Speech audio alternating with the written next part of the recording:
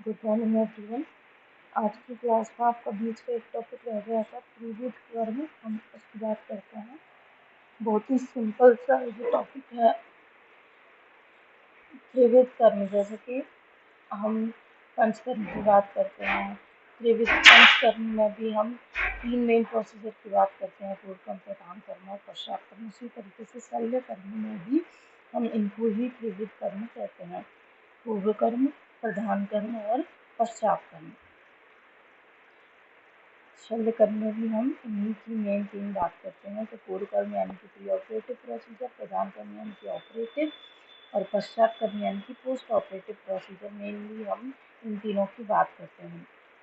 इन्हीं त्रिविध कर्मों के द्वारा हम प्रत्येक व्याधि की चिकित्सा करेंगे। शल्य कर्म में आप कोई भी सर्जरी करने वाले हो, उससे पहले आपको कुछ ना कुछ प्री ऑपरेटिव प्रोसीजर्स करने ही पड़ेंगे, चाहे वो एनेस्थीसिया देना हो, पेंटिंग हो, ड्रेपिंग हो, बाउल क्लियर कराना हो, NBN रखना हो, कुछ भी रखना हो, लेकिन आपको हर ऑपरेटिव प्रोसीजर से पहले ये प्री ऑपरेटिव प्रोसीजर्स करने होंगे और ऑपरेटिव प्रोसीजर्स के बाद भी आपको पोस्ट ऑपरेटिव प्रोसीजर्स के लिए भी बहुत केयरफुल रहना पड़ेगा। तो इन्हीं त्रिविध कर्मों के द्वारा प्रत्येक व्याधि की हम शल्य तंत्र में चिकित्सा करेंगे। शल्य तंत्र में यह त्रिविध कर्म अत्यंत महत्वपूर्ण है, क्योंकि व्याधि किस प्रकार की होगी उन्हें शल्य तंत्र के किसी भी कर्म के द्वारा साध्य करना होगा। तो इसीलिए हमें इन त्रिविध कर्मों पर विचार करना होगा। यानी कि मेन ऑपरेटिव प्रोसीजर क्या रहेगा, फिर ऑपरेटिव से पहले आपको किन किन चीज़ों का बात याद रखनी पड़ेगी, पेशेंट की फैमिली को बताना है, उनसे कंसेंट लेना है, वो सारी चीज़ें पूर्व कर्म के अंदर आएंगी। तो कुल मिला के बात इतना है कि शल्य कर्म में इस टॉपिक की इम्पोर्टेंस अपने आप में है, क्योंकि आप कोई भी सर्जरी कर रहे हो बिना त्रिविध कर्म के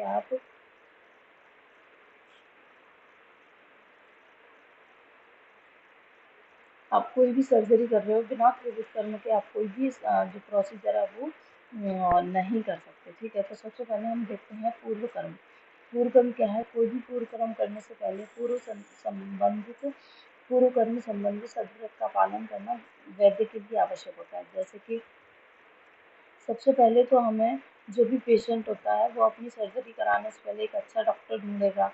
तो उसके पास सामने कई सारे ऑप्शन होते हैं, उनमें से वो एक डिसाइड करता है। तो कुशल वैद्य की पहचान, जो चिकित्सा करते समय सम्यक निदान व रोगी की परीक्षा सम्यक रूप से करे, वो कुशल वैद्य होता है। तो सबसे पहले तो हमें कुशल वैद्य के पास जाना है। और कुशल वैद्य कौन होते हैं? जो सही से तो जो रोग है उसके निदान का पता लगा ले, उसकी अच्छे से चिकित्सा कर ले, वो कौन सा वैद्य होगा? कुशल वैद्य होगा।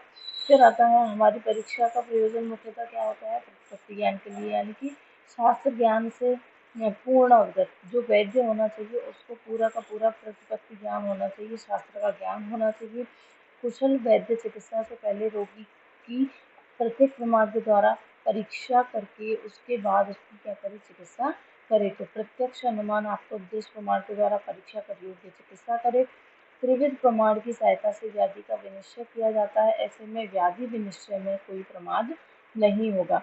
तो जो भी वैद्य हैं वो व्याधि विनिश्चय के लिए त्रिविध प्रमाण का सहारा लेते हैं, तो व्याधि के विनिश्चय में उन्हें किसी भी तरीके का कोई प्रमाद नहीं होगा। फिर उसके बाद ऐसे तो हमने वैद्य की परीक्षा कर ली, फिर उसके बाद हमें जो है पेशेंट है उसकी पूरी की पूरी हिस्ट्री लेनी है और उसका एग्जामिनेशन हमें करना होगा।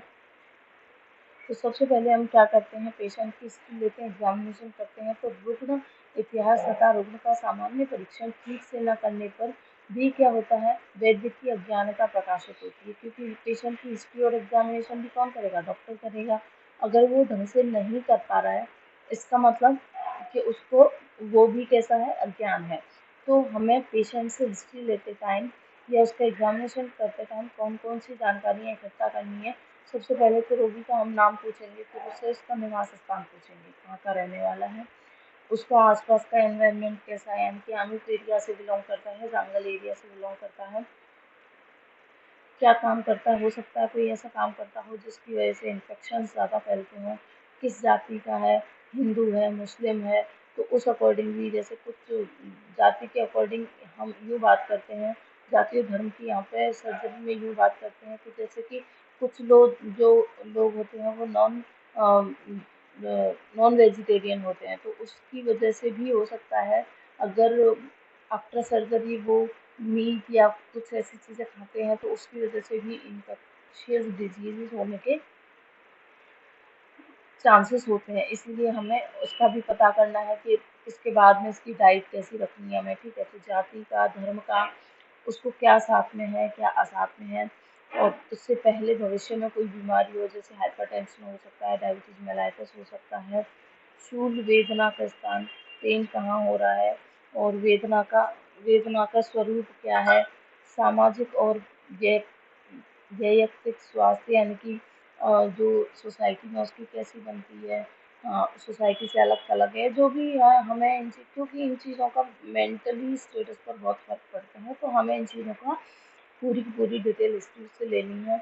आहार कैसा करता है, निद्रा ठीक से आती है, मलमूत्र सही से प्रवर्त होता है, व्याधि का कितने लंबे टाइम से उसको व्याधि है, तो इन सब चीज़ों का हमें वहाँ से पता लगाना है।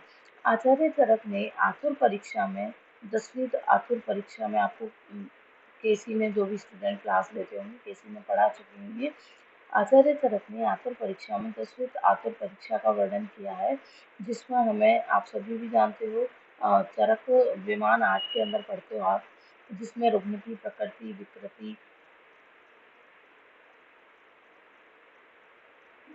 विकृति, सार, संगणन, प्रमाण, सात्म सत्व, आहार शक्ति, व्यायाम शक्ति, ये 10 प्रमाणों के द्वारा 10 जो है आतुर परीक्षा है, जिसके द्वारा आपको क्या करनी है, आतुर की परीक्षा करनी है, ठीक है? तो कुल मिला के आप उसका सामान्य परीक्षण और इतिहास इस तरीके से लोगे, ठीक है? व्याधि की अवस्था व रुग्ण की अवस्था का चिकित्सक को बार बार क्या करना चाहिए, परीक्षण करना चाहिए। व्याधि की तीव्रता, रुग्ण की सामान्य अवस्था, उसका आहार एवं पाचन क्षमता का संपूर्ण विचार करके ही चिकित्सक को जो है रोगी की चिकित्सा करनी चाहिए।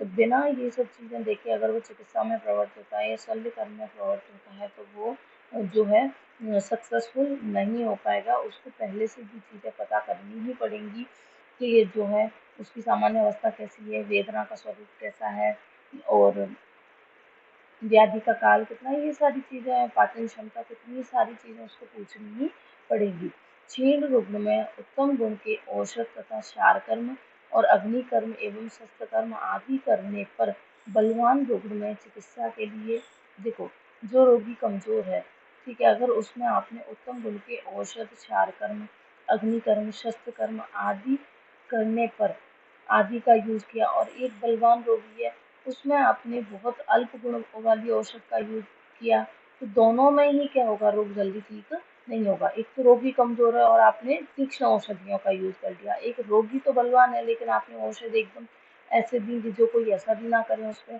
तो दोनों ही केसेस में व्याधि जल्दी ठीक नहीं होगी। अति बलवान रोगी व व्याधि होने पर आपको संशोधन कर्म, अग्नि कर्म, शस्त्र कर्म, क्षार कर्म के द्वारा रोगी की चिकित्सा करनी पड़ेगी, क्योंकि अगर रोगी अति बलवान है तो वो किसी भी तरीके के प्रोसीजर को जो है झेल सकता है, तो आप इनमें से कोई भी प्रोसीजर करा के उसकी व्याधि को जल्दी से ठीक कर सकते हो।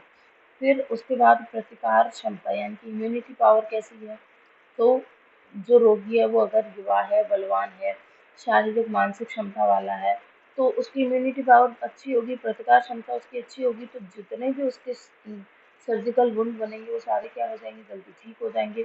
औषधि चिकित्सा और शस्त्र कर्म का योग चयन, जब औषध चिकित्सा से व्याधि ठीक नहीं होती है, जैसे आपके पास पहले पाइल्स का पेशेंट आया और वो इनिशिएटिव कंडीशन में, तो ऐसे थोड़ी है कि बस पाइल्स हो गया और सर्जरी करनी है, ऐसा नहीं है।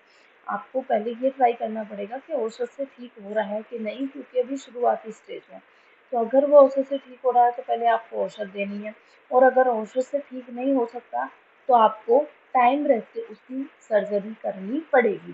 तो जब औषधि चिकित्सा से व्याधि ठीक नहीं होती है, तब कुशल वैद्य को चाहिए कि योग्य शस्त्र कर्म का प्रयोग कर व्याधि को उसको क्या करना है, ठीक करना है। उसके लिए बोला गया है अक्रियायाम ध्रुवो में प्रिय क्रियायाम संशयो भवेत्, यानी कि सर्जरी के लिए हमेशा एक शल्य चिकित्सा के लिए एक बात बोली जाती है कि आप सर्जरी करोगे तो भी वो मर सकता है, और नहीं करोगे तो भी उसकी मृत्यु क्या है, निश्चित है। तो चिकित्सा न करने पर भी मृत्यु निश्चित है, तथा शस्त्र काम करने पर भी ये डाउट बना रहता है रोगी और उसके आप्तजनों को की सलाह विमर्श से ही हमें शस्त्रकर्म करना चाहिए। तो अगर जैसे कोई पेशेंट आया और आपने उसका ट्रीटमेंट नहीं किया कि हम सर्जरी परफॉर्म नहीं करेंगे, तो वो पक्का है कि उसकी मृत्यु हो सकती है। लेकिन आप सर्जरी भी करते हो तब भी हम एक कंसेंट लेते हैं कि भाई सर्जरी में इनको कुछ भी हो सकता है। तो सर्जरी में भी उनको क्या है, संशय बना रहता है, डाउट बना रहता है। इसीलिए हमें हमेशा सलाह विमर्श या कंसेंट लेने के बाद ही सर्जरी करानी चाहिए, क्योंकि कुछ नहीं पता ना सर्जरी करते समय कौन से पेशेंट के वाइटल जो है वो बूस्टअप हो जाएं, कौन जो है वो रिएक्ट करे कौन ना करे। तो इसीलिए हमें पहले क्या लेना होगा, कंसेंट लेना होगा। शस्त्र कर्म करने से पूर्व साधनों की पूर्णता। तो शस्त्र कर्म करने से पहले हमारे पास साधन होना उपलब्ध है कौन कौन से, जैसे चिकित्सा कर्म के समय उपद्रवात्मक लक्षण उत्पन्न होने पर आत्यायिक चिकित्सा के लिए हमारे पास सारी साधन होने चाहिए कि मान लीजिए कोई भी सर्जरी चल रही है, वहाँ पे कॉम्प्लिकेशन आ गए, जैसे इंटरनल ब्लीडिंग बहुत ज़्यादा होने लग गई, तो आपको इमीडिएट ब्लड ट्रांसफ्यूजन करना पड़ेगा। तो आपके पास पहले से ब्लड होना चाहिए, ठीक है। संपूर्ण साधन सामग्री, औषध संग्रह द्रव्य, ये सारी चीज़ें आपके पास जो कॉम्प्लिकेशन, अगर ज़रूरी नहीं है कि हर किसी में कॉम्प्लिकेशन हो, लेकिन हो सकते हैं, इसीलिए आपको तैयारी पहले ही करके रखनी है। शल्य कर्म करने से पहले शल्य चिकित्सक जिन यंत्रों का संग्रह करे, यानी कि ये यंत्र शस्त्र आपको पहले ही रख लेने हैं। जैसे यंत्र शस्त्र क्षार अग्नि कर्म के लिए शलाका, जो है मृगशृंग, जलौका, अलाबू, पिचू, सूत्र, पटबंध, औषध द्रव्य, मधु, घृत, तेल, कषाय, यानी कि जो भी चीज़ें हमें शल्य कर्म में, प्रधान कर्म में, पूर्व कर्म में या पश्चात कर्म में जो भी सामग्री, जो भी यंत्र शस्त्र काम में आने वाले हैं, वो भी हमें पहले इकट्ठा करके रख लेने हैं। और ये कैसे होने चाहिए, सभी स्वच्छ होने चाहिए, निर्जंतुक होने चाहिए, यानी कि प्रॉपर स्टरलाइजेशन इनका किया जाना चाहिए। परिचारिका व वैद्य बलवान, स्थिर व स्निग्ध स्वरूप वाले होने चाहिए। जो दोनों कंपाउंडर हैं और जो दोनों डॉक्टर हैं, वो कैसे होने चाहिए, खुद बलवान होने चाहिए। पता चले 6 घंटे की सर्जरी करनी है और खुद चक्कर खा के गिर गए, तो ऐसा नहीं होना चाहिए। बलवान होने चाहिए, स्थिर और स्निग्ध स्वरूप वाले होने चाहिए। पूर्व कर्म में लघु आहार तथा लंघन। पूर्व कर्म कराओगे तो जब भी हम शस्त्र कर्म करवाते हैं उससे पहले हमें रोगी को लघु आहार ग्रहण करने का आदेश देना है। लेकिन कुछ हमारे पास रोग हैं जो मैं आपको पहले भी बता चुकी हूँ अग्नि कर्म में भी, कि इन रोगों में रोगी को कैसा रखना होता है, खाली पेट रखना होता है। इनमें रोगी को किसी भी तरीके का भोजन नहीं देना है। मूढ़ गर्भ है, उदर रोग है, अश्मरी है, बगंदर है, मुख रोग है, इनके अंदर आपको पेशेंट को किसी भी तरीके का भोजन करने के लिए नहीं देना है। तो अकॉर्डिंग टू आयुर्वेदा पूर्व कर्म थोड़ा अजीब सा है। पहले आपको वैद्य को परीक्षण करना पड़ेगा, फिर आप रोगी को परीक्षण कीजिए, ठीक है। और उसकी सारी चीज़ें देखिए, जो भी सर्जरी में काम आने वाली चीज़ें हैं, जो भी उपद्रवात्मक औषध वगैरह है, वो आपको पहले ही कलेक्ट करके रखनी है। फिर उसके बाद नेक्स्ट आता है इसका प्रधान कर्म।